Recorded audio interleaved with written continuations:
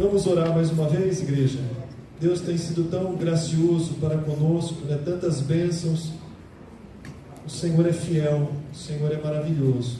Convido você a orar e peça para que o Espírito Santo fale ao teu coração através da palavra, abra o nosso entendimento, para que não haja nenhuma distração, para que a semente não se perca, né? Para que a semente caia no nosso coração e seja uma terra onde ela frutifique, em nome de Jesus. Sim, Pai. Obrigado por tudo aquilo que o Senhor já operou nesse culto, nesse final de semana, no trabalho com as nossas crianças. Em tudo nós te damos graças. E, Pai, nós te pedimos nesse momento que o Senhor abençoe a tua igreja, fale conosco através da tua palavra. Eu oro para que essa palavra seja uma semente poderosa no coração de cada um de nós que estamos aqui nessa noite, daqueles que estejam acompanhando aí pela rede social. Que o Senhor frutifique essa palavra no nosso coração e que o Senhor me capacite para que eu transmita com fidelidade, com unção do teu Espírito. Em nome de Jesus. Amém. Amém. Hoje nós estamos dando uma continuidade no ciclo de pregações que falam sobre fortalecimento espiritual, maturidade espiritual. E o tema da mensagem hoje é o perigo de retroceder. O perigo de retroceder. Eu convido você a abrir a sua Bíblia comigo em Números, capítulo 14, do 1 ao 4.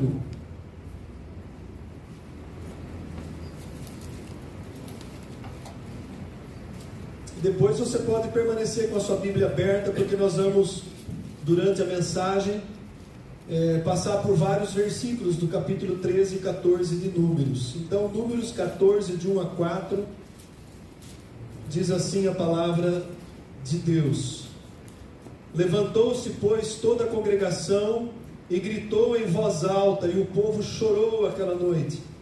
Todos os filhos de Israel murmuraram contra Moisés e contra Arão, e toda a congregação lhes disse: Tomara tivéssemos morrido na terra do Egito, ou mesmo neste deserto. E por que nos traz o Senhor a esta terra? Para cairmos à espada e para que as nossas mulheres e as nossas crianças sejam por presa? Não nos seria melhor voltarmos para o Egito? E diziam uns aos outros: Levantemos um capitão e voltemos para o Egito. Não seria melhor voltarmos para o Egito? Que pergunta, amados, que era essa? Por que aquele povo havia tido essa reação contra Deus? Aquele povo havia sido liberto de uma escravidão, haviam experimentado 430 anos de escravidão no Egito. Eles são libertos de uma maneira sobrenatural, através de várias manifestações de Deus, e agora eles estão diante de um momento onde eles fazem uma pergunta ofensiva a Deus. Não seria melhor voltarmos para o Egito? Eles estavam novamente querendo ser escravos. Por que será que eles pensaram assim? O que aconteceu? Como eles chegaram a esse ponto de, naquele momento da caminhada, desejarem voltar para o Egito, para a escravidão do Egito? O que aconteceu? O que passou pela cabeça deles? A pergunta é terrível. Não seria melhor voltar para o Egito? Em outras palavras, não seria melhor voltar à velha vida?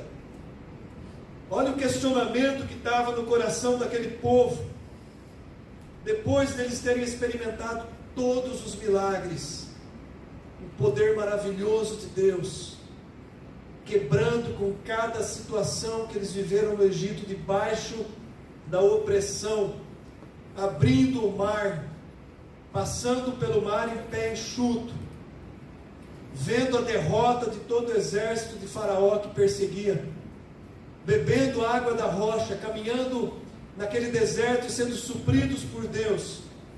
De repente agora eles desejam voltar para o Egito. E por que eles pensaram assim? Qual era o contexto, a situação que eles estavam entendendo? Vamos entender a história. Por que eles queriam voltar para o Egito? Tornar-se novamente escravos, né? Voltar para o Egito era voltar para a escravidão.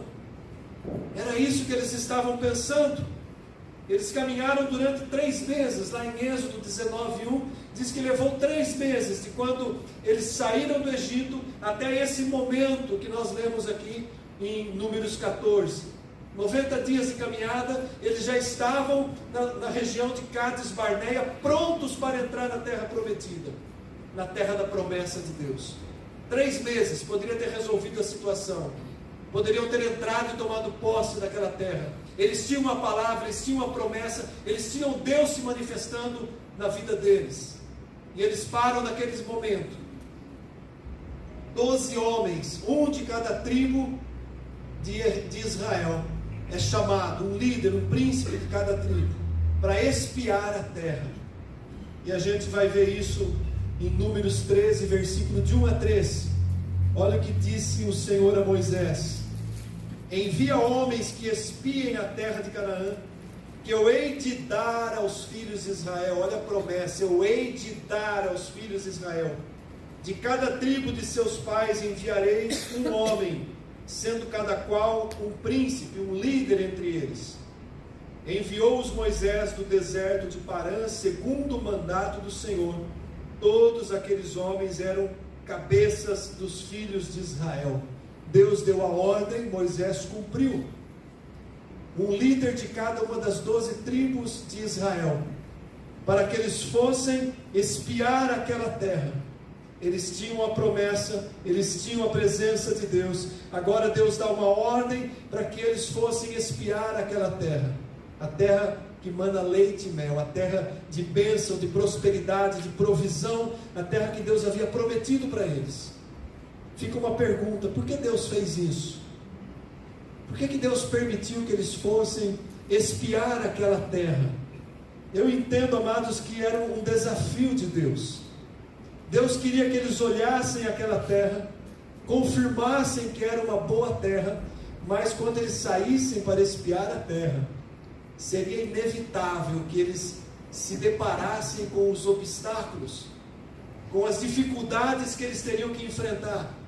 Por isso Deus permitiu e mandou que eles fossem adiante visitar, espiar aquela terra, para ver qual seria a reação deles, qual seria a reação daquele povo quando eles se deparassem com os obstáculos, com as dificuldades. E aqui essa palavra começa a se voltar para a nossa vida. Era uma prova de Deus. Agora eles iriam ser confrontados com as dificuldades, ainda que eles tinham uma promessa garantida. Os obstáculos do caminho para conquistar aquela terra prometida.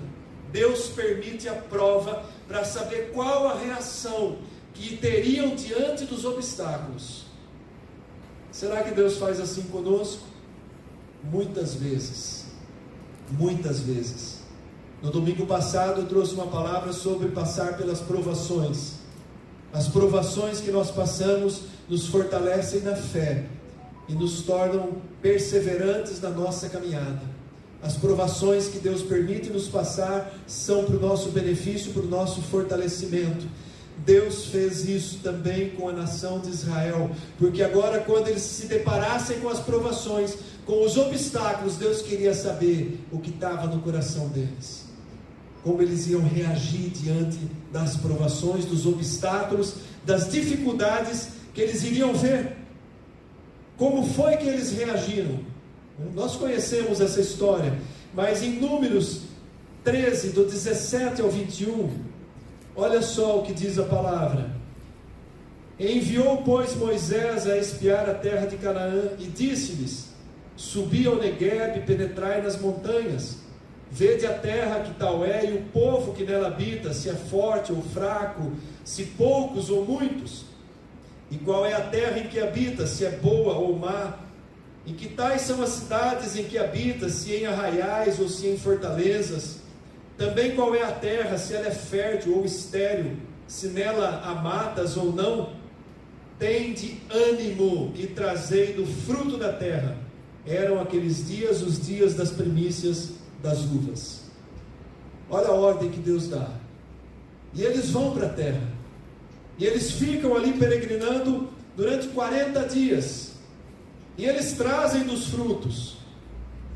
O outro texto diz que eles carregavam cachos de uva que era preciso 2 homens para carregar.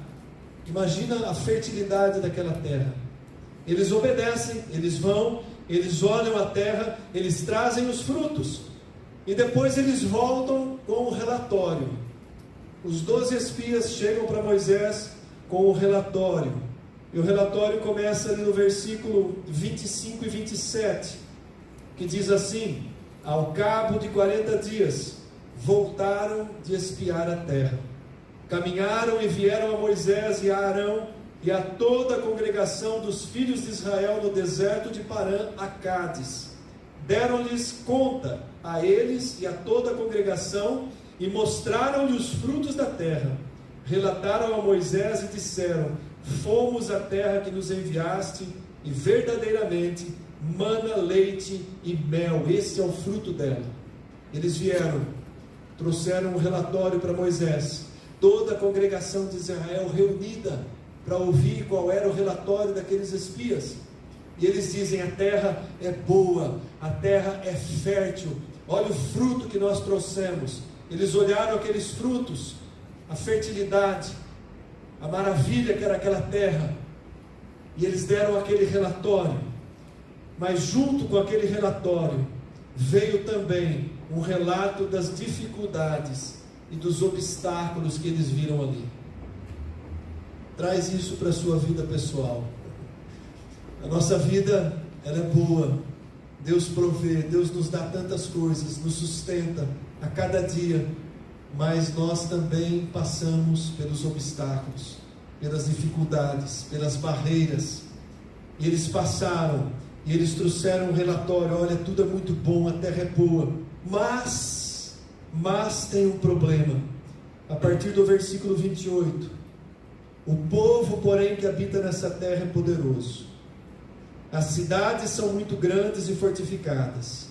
Também vimos ali os filhos de Anak.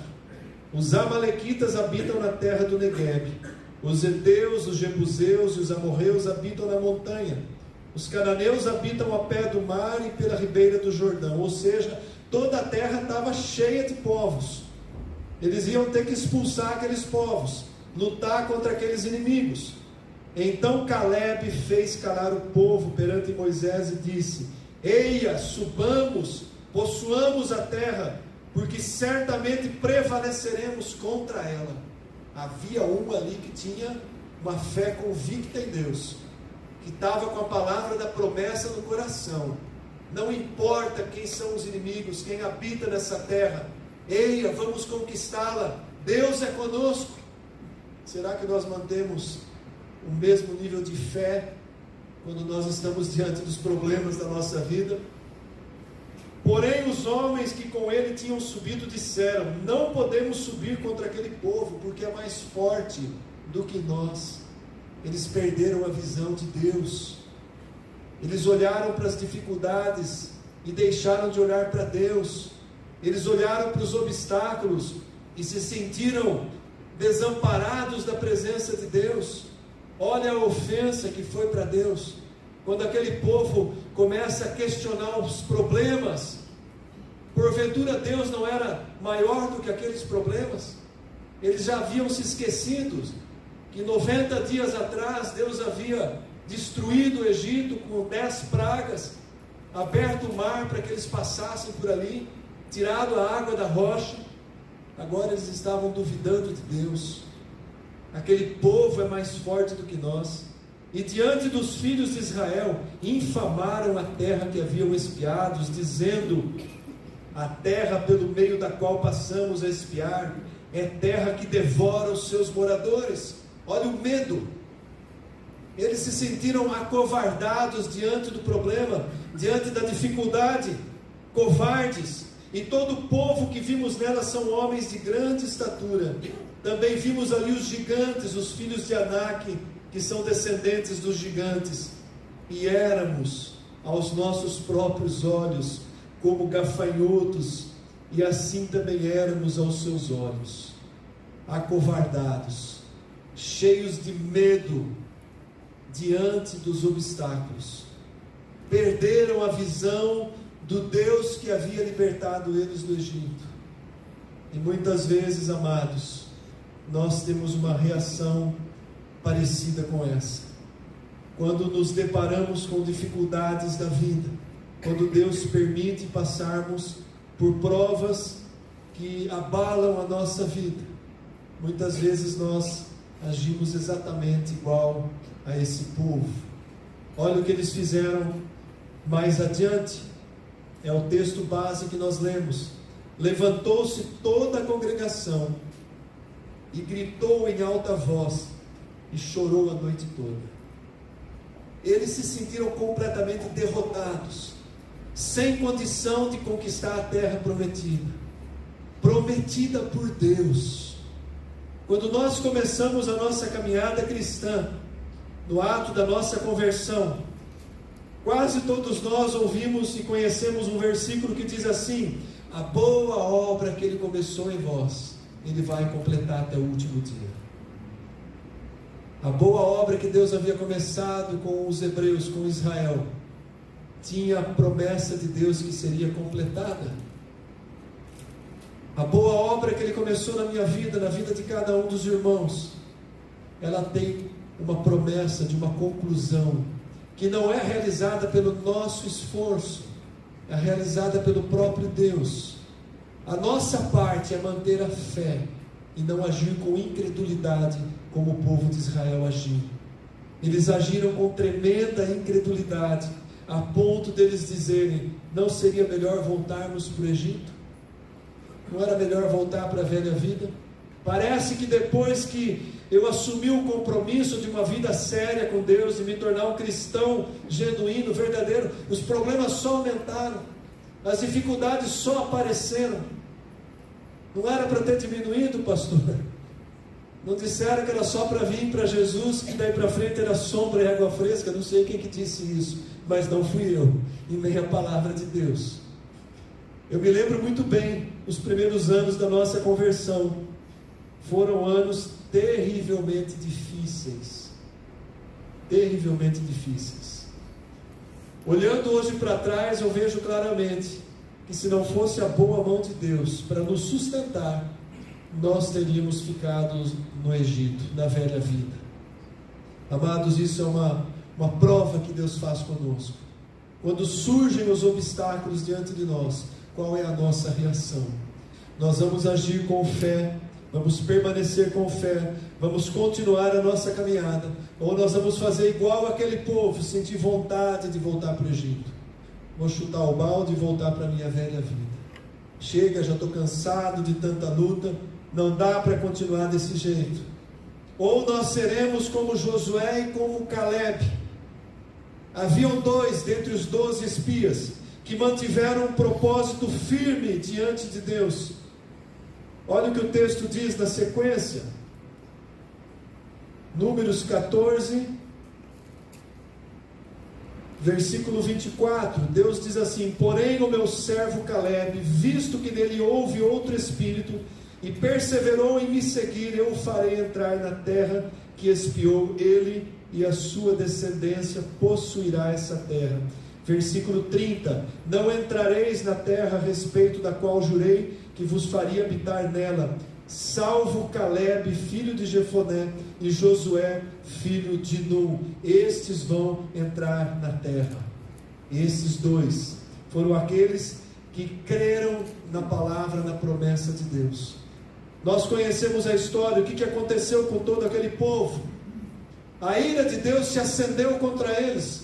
E se não fosse Moisés mais uma vez interceder, já não era a primeira vez. E agora Moisés intercede novamente para que Deus não destruísse aquele povo. Deus queria destruir aquele povo e de Moisés fazer novamente uma nova nação. E Moisés intercede para que Deus não fizesse aquilo. Números 14, do versículo 18 ao 19, diz assim, do 17 ao 19: agora, pois, eu rogo-te que a força do meu Senhor se engrandeça, como tens falado, dizendo: o Senhor é longânimo, é grande em misericórdia, perdoa a iniquidade e a transgressão, ainda que não inocente o culpado. e visita a iniquidade dos pais nos filhos até a terceira e quarta gerações. Perdoa, pois, a iniquidade desse povo, segundo a grandeza da tua misericórdia, e como também tens perdoado a este povo, desde a terra do Egito até aqui. Moisés intercede pedindo o perdão de Deus, e Deus perdoa. Olha o versículo 20: tornou o Senhor a dizer, segundo a tua palavra, eu lhe perdoei.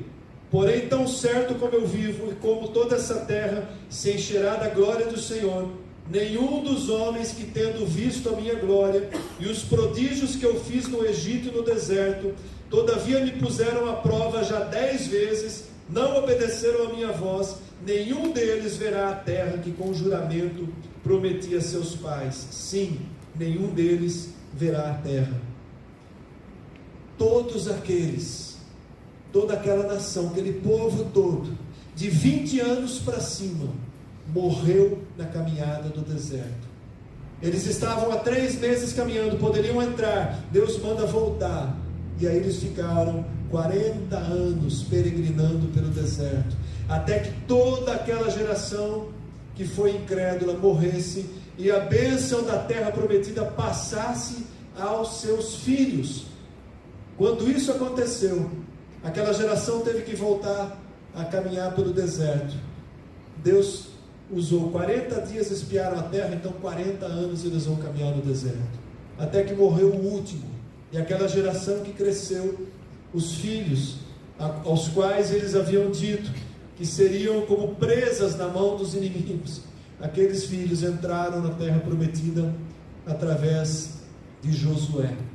Então vejam só, todos os atos de incredulidade, eles têm uma consequência. Todas as vezes que nós duvidamos de Deus, que nós retrocedemos, nós vamos sofrer uma consequência, um atraso de bênçãos. A bênção que estava prometida atrasou para eles. E quando nós também agimos assim, talvez a bênção está tão perto, e nós agimos dessa maneira, nós retrocedemos. A bênção que estava pronta para ser derramada, Deus retém, para que a gente aprenda mais um pouco. É fácil, né? De forma nenhuma. Mas eu já passei por experiências assim. E a gente vai aprendendo na caminhada, aprendendo a se submeter, a não murmurar contra Deus, a não dizer, o Senhor esqueceu de mim, o Senhor fez a promessa e agora estou eu aqui sofrendo esse problema, eu estou orando e a situação não resolve. Tudo isso é murmuração contra Deus, amados. Até quando, né? A gente fica perguntando muitas vezes para Deus, até quando, né? Hoje estava compartilhando com os nossos missionários lá em casa, e eu falei que uma vez eu estava orando com Deus, né? E eu perguntei para Deus até quando, tal, como que o Senhor vai resolver isso, naquela conversa pessoal com Deus. No dia seguinte eu fui abrir a minha devocional, e o texto começava assim: ó inquiridor, até quando você vai me questionar? Eu baixei a cabeça, fiquei com vontade de jogar minha devocional na parede. Eu falei, Senhor, eu fico quieto, eu me calo diante do que o Senhor está respondendo para mim. Através de uma devocional que tinha sido escrito por Spurgeon há tantos anos atrás, a resposta me veio no dia seguinte. Aliás, na manhã seguinte, porque eu reclamei à noite. No dia de manhã o Senhor me deu essa resposta, essa cajadada. Falei, Deus, eu preciso aprender. Eu não posso reclamar. Eu sei que o Senhor está no controle de tudo. Eu creio que o Senhor tem o controle e o domínio de cada dia, cada minuto, cada segundo da minha vida, até o último dia que eu vou viver. Por que eu estou reclamando? Por que eu estou querendo apressar o plano do Senhor na minha vida? Cala-te, né? Foi isso que eu ouvi de Deus. Cala-te, né? Aguenta, né? E não vou nem falar até quando. Deus não respondeu, ainda estou esperando. Ele não respondeu, Ele me deixou em stand-up, né? Vai esperar. Mas amados, nós passamos por essas experiências na nossa vida, e nós temos que suportar, porque tudo isso é um tratamento gracioso da misericórdia de Deus. Aquela geração não entrou, a geração seguinte foi a geração que desfrutou daquilo, né? Quem vai desfrutar das promessas? Quem vai ficar para trás, né? Será que nós vamos murmurar a ponto de nós perdermos bênçãos de Deus, porque não sabemos esperar, porque reclamamos, porque murmuramos, né? Reflita no seu coração, Será que voltar para o Egito é uma boa ideia? Deus não fez até agora, vou voltar para a minha velha vida, chega de igreja, chega de orar, chega desse negócio, né? Isso é total incredulidade diante de Deus, né? Mas o ser humano, ele é propenso a querer retroceder. Quantas vezes batem as dificuldades e vem no coração um desejo, uma vontade de retroceder, ou de pelo menos não andar mais, vou ficar parado onde eu estou, né? Talvez a gente pudesse lembrar daqueles 2 discípulos que estavam lá no caminho de Emaús, esperando a promessa de que o Messias iria libertar Israel. De repente o Jesus é crucificado, morreu, é sepultado. Eles saem de Jerusalém, estão indo embora reclamando. Quase que eles perderam a bênção. Se Jesus não tivesse voltado, acompanhado e se revelado a eles, eles não teriam voltado para Jerusalém e ficado junto com aqueles discípulos e aqueles que ficaram ali esperando a descida, a manifestação do Espírito Santo, o que aconteceu 40 dias depois.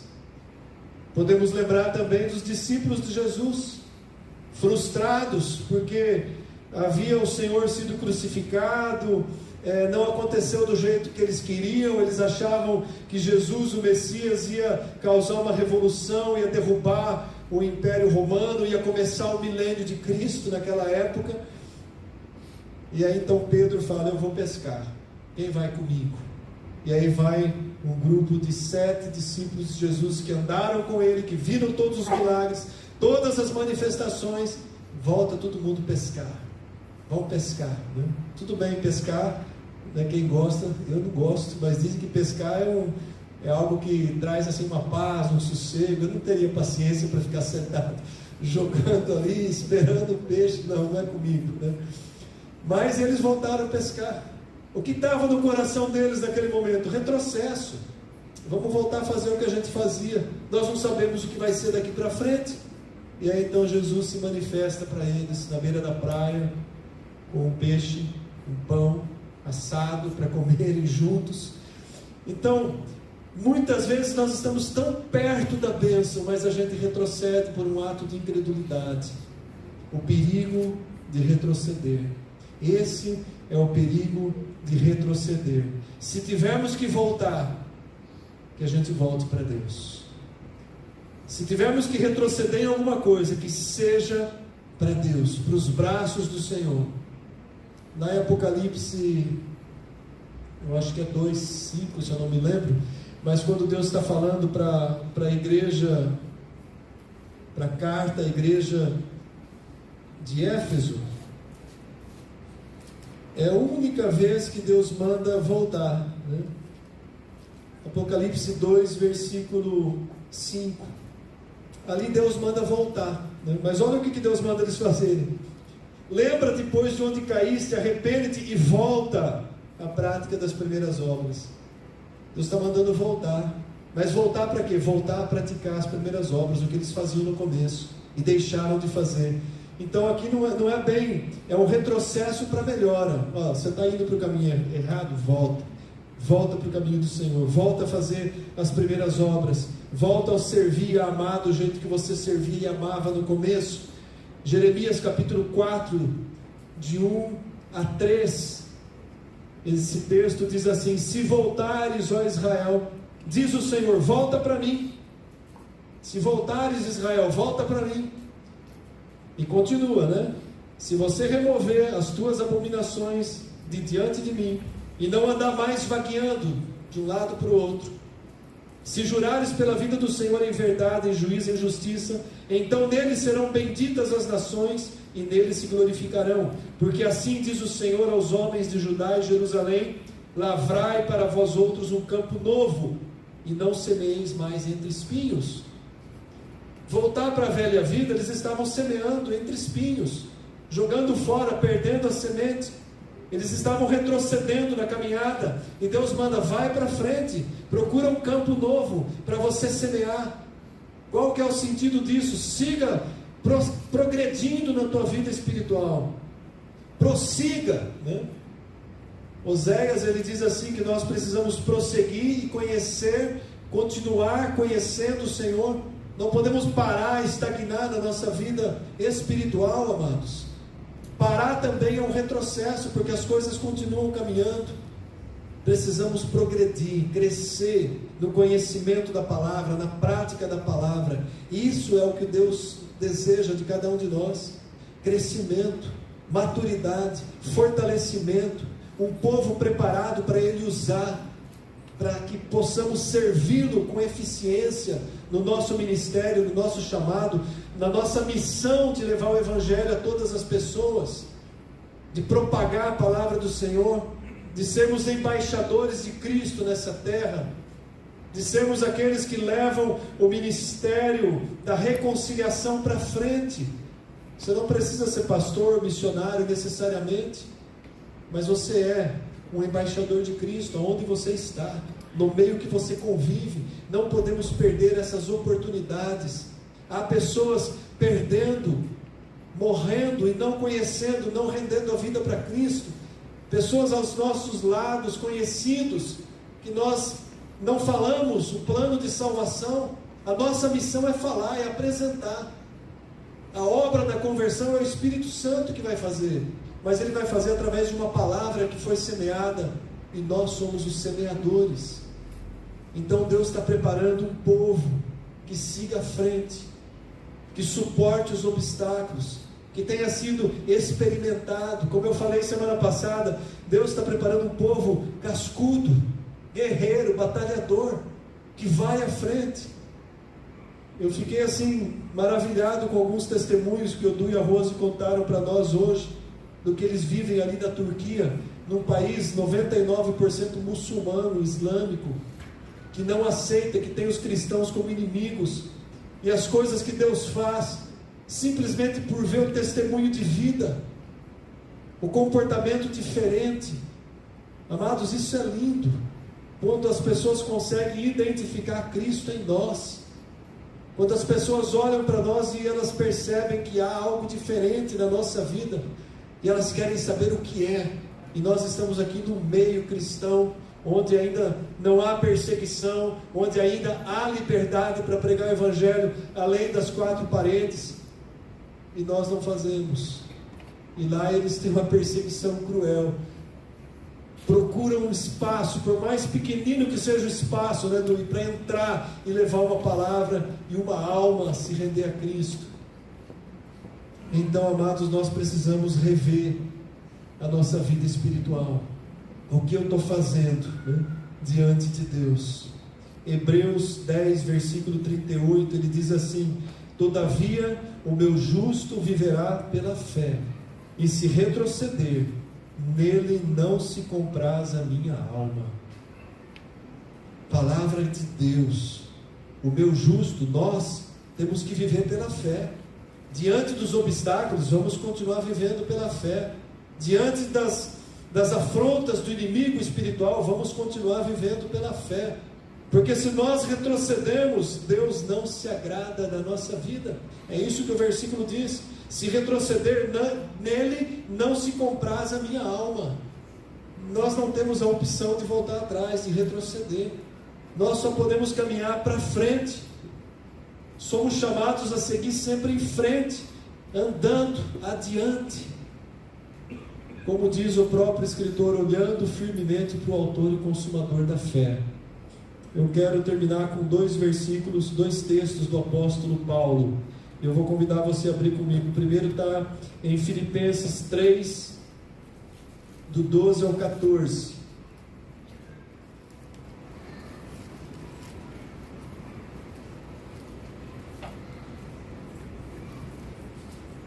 Filipenses 3, de 12 a 14, Paulo diz assim: não que eu já tenha recebido ou obtido a perfeição, mas eu prossigo para conquistar aquilo para o que também fui conquistado por Cristo Jesus.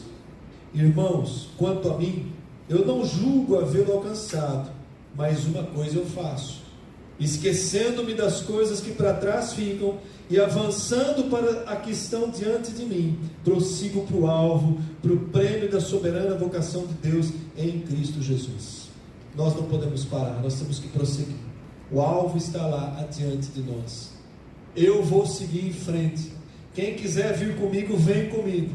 Mas eu não vou parar por alguém que fica amarrando, prendendo a minha vida. Nós semeamos a palavra, lançamos a palavra, mas você não vê em momento nenhum Jesus lançando o laço e arrastando alguém. A palavra é para que a pessoa se desperte, seja tocada, caminhe e espontaneamente passe a seguir a Cristo. Mas se você tem um amigo no trabalho, uma companhia que te atrasa, que te chama para balada, que te chama de volta para o mundo, que te quer levar de volta para o Egito, corta o relacionamento. Essa amizade não serve. Prega primeiro, né? Olha o que Deus fez na minha vida, assim, vamos junto. Não quer, não deixa essa pessoa te arrastar de volta para o Egito. Muitas vezes nós ouvimos história, testemunhos de crentes que voltaram por causa das companhias. Não abriram mão de companhias, de pessoas ímpias, que viviam nas coisas do mundo. Continuaram na igreja, continuaram visitando o mundo, e de repente o que o mundo oferece é prazeroso, e arrasta, amados. Então muitas vezes algumas companhias nós precisamos nos separar, nos afastar delas. Algumas companhias nós temos que tomar decisões, né? Olha, não serve mais. Eu me lembro na minha conversão, eu já disse isso aqui algumas vezes, né? Que num dos trabalhos, no emprego que eu tive na época da minha conversão, eu era o que juntava a rodinha da hora do almoço para contar piada. E aí naquele processo, o Senhor me alcançou, eu fui convertido, e aos poucos eu vi que aquele ambiente não suportava mais, era ruim ficar no meio daqueles amigos de trabalho. Eu fui me afastando, e perdi vários amigos. E zombavam depois, mas eu ficava na minha. Olha lá, o Bido virou crente, agora não conta mais piada. Zombavam. Só que tinha um detalhe: passado o tempo, quando eles tinham alguma dificuldade, eles iam me procurar para pedir um conselho, para trocar uma ideia. Então, nós não podemos voltar atrás. A gente deve semear, lançar a palavra, mas não deixar nenhuma amizade do passado conquistar o nosso coração de novo. Siga em frente, prossiga para o alvo, avance para o prêmio da soberana vocação de Deus em Cristo Jesus. Não deixe o diabo te segurar, não, através de ninguém. Siga em frente, não perca o alvo, não perca o plano de Deus na sua vida de vista, porque aquele povo hebreu perdeu e desejou voltar para o Egito. Que não seja assim de forma alguma com nenhum de nós. E no final da sua vida, Paulo escrevendo para Timóteo, 2 Timóteo capítulo 4, versículo 7, ele dá o testemunho dele, já no final da sua vida, preso, prestes a ser levado, né, decapitado, como depois foi. Paulo escreve para Timóteo, ele dá um testemunho tremendo, né? 2 Timóteo 4, eu vou ler do versículo 6 ao versículo 8. Quanto a mim, estou sendo já oferecido por libação, e o tempo da minha partida é chegado. Combati o bom combate, completei a carreira, guardei a fé. Que isso seja um tremendo exemplo para cada um de nós. E agora a coroa da justiça me está guardada, a qual o Senhor reto juiz me dará naquele dia, e não somente a mim, mas a todos quantos amam a sua vinda. Olha as palavras que Paulo deixa para o seu filho na fé, para Timóteo, né? Nós vamos passar pelas dificuldades, pelas lutas, o inimigo vai se levantar, mas não tem problema, Deus é comigo. O meu Deus é maior que tudo isso. Então não desanime, não perca a visão do plano de Deus. Avante, vá em frente, né? Enfrente as barreiras, persevere, enfrente as dificuldades, mantenha firme o seu propósito diante de Deus, porque a palavra de vitória está garantida. Em Cristo somos mais que vencedores. Ele não disse que nós não íamos ter problemas e lutas, mas Ele disse que Ele ia completar a obra na nossa vida. Ele não disse para Israel que eles teriam dificuldades, enfrentariam inimigos, teriam que expulsar inimigos da terra, mas Ele disse: a terra é de vocês. Então que a gente possa guardar isso no nosso coração e aplicar essa palavra na nossa vida. Amém? Eu quero convidar o nosso Ministério de Música à frente.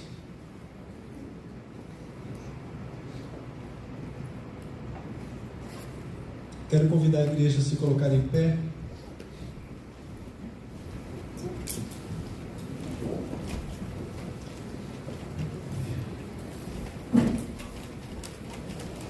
A nossa oração final é sempre uma prática daquilo que nós ouvimos. Trazer para a vida a palavra de Deus.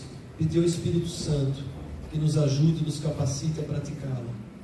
Não basta a gente ouvir, né? Eu preciso entender essa palavra.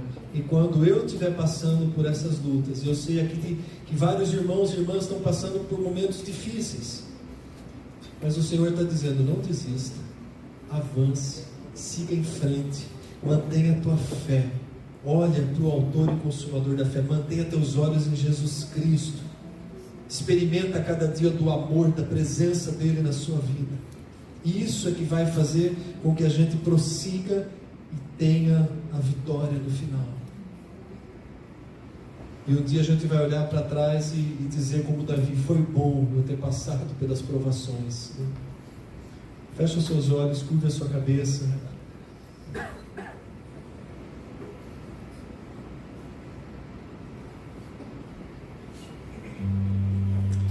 Eu vou pedir mais uma vez aos presbíteros para virem aqui à frente comigo, a pastora. O Espírito Santo está colocando no meu coração que há pessoas aqui que precisam receber uma oração de fortalecimento. Você está se sentindo muito fraco, você está se sentindo muito fraca. Você tem enfrentado obstáculos difíceis que você tem olhado e achado esses obstáculos intransponíveis. Você tem enfrentado barreiras na sua vida e talvez quase pensou em desistir. Enquanto a igreja vai estar aí de olhos fechados orando, eu preciso que você venha à frente para a gente orar pessoalmente, individualmente pela tua vida, para que Deus te fortaleça. O presbítero Paulo, quando orou pelos enfermos, usou o texto de Tiago, né? Muito pode por sua eficácia a súplica do justo. A nossa missão como liderança espiritual da igreja é interceder, é orar, a obra do Senhor. Mas se você crê, venha e receba esse momento de intercessão, de oração, porque eu creio que é através da oração, da intercessão, Deus fortalece, Deus restaura, Deus te coloca de pé. A gente experimenta isso constantemente, né?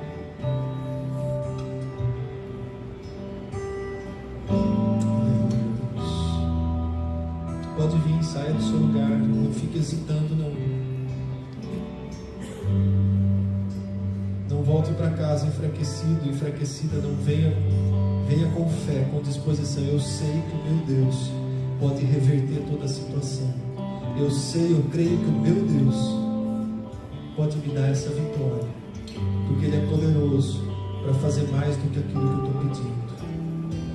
Amém. Sim, Pai, nós queremos nesse momento colocar na Tua presença, especialmente a vida dos irmãos que vieram à frente, para que o Senhor venha com o Teu poder, com a manifestação do Teu Espírito Santo, fortalecer, para que o Senhor venha com o Teu poder, com a unção espiritual, com um óleo derramado como um bálsamo, um óleo espiritual que nós não vemos, mas o Senhor espiritualmente derrama sobre a vida da Tua filha, sobre a vida do Teu filho, fortalecendo, Deus, renovando a fé, renovando o ânimo, fortalecendo no nome de Jesus Cristo. Em nome de Jesus Cristo. Pai, visita com o Teu poder. Traz um tempo novo na vida. Traz um tempo novo na vida da Tua filha. Pai, que ela possa colher vitórias. Que ela volte fortalecida na fé. Que ela volte para casa renovada pelo Teu Espírito. Em nome de Jesus Cristo. Em nome de Jesus Cristo. E pela Tua igreja, por aqueles que estão aqui, Pai. Nesse momento o Senhor também venha visitar o coração de cada um. Porque o Senhor é o Deus que sonda os corações. O Senhor conhece cada irmão, cada irmã está passando. Eu oro para que o Senhor visite com o teu poder de cura, de restauração. Que o Senhor visite, ó Pai, com bondade e misericórdia, fortalecendo a fé, renovando o ânimo. Em nome de Jesus, para que a tua igreja prossiga para o alvo, para que todos nós possamos continuar caminhando, olhando para o autor e consumador da nossa fé, Jesus Cristo. Os nossos olhos não se percam nas visões do mundo, do que o mundo oferece, mas que a gente permaneça com os olhos voltados ao Senhor. Tu és o Deus que dá a vitória, Tu és o Deus que sustenta, Tu és o Deus que levanta o abatido. Bendito é o Senhor, Pai, nós te damos graças, em nome de Jesus. Vamos adorar o Senhor com um cântico.